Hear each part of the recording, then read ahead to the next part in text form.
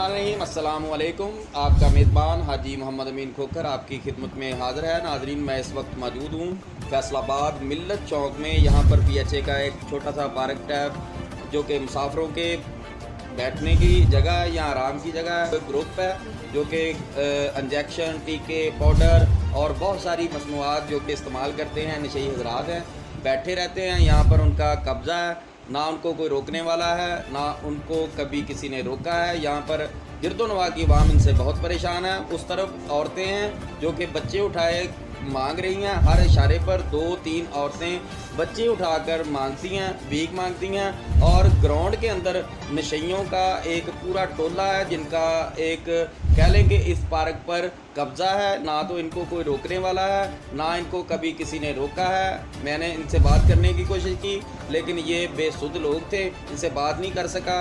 बात तो करता ज़रूर लेकिन मेरा पूरा फोकस उन ख़वातीन पर था जो कि इशारा बंद होता है तो वो उधर खड़ी होती हैं और किसी से भीख मांगने के लिए आगे होती हैं। छोटे छोटे बच्चे पकड़े हुए हैं। अगर एक्सीडेंट हो जाए तो इनका कौन ज़िम्मेदार होगा, या एक्सीडेंट होने की वजह इनकी यहाँ पर मौजूदगी बन सकती है।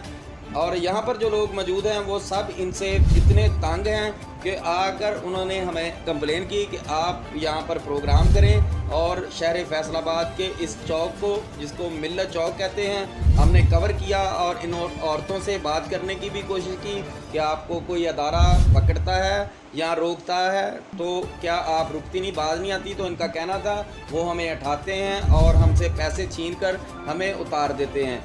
मेरी आला हुकाम कानून नाफज करने वाले अदारों से अपील है कि गदागरी के निज़ाम को फैसलाबाद से ख़त्म किया जाए और जो PHA ने छोटे छोटे पार्क एक आरामगाह की सूरत में बनाए हैं, वहाँ पर जो नशइयों के कब्ज़े हैं उनको उठाया जाए। मज़ीद ऐसे प्रोग्राम देखने के लिए हमारे साथ रहिएगा। अल्लाह हाफ़िज़।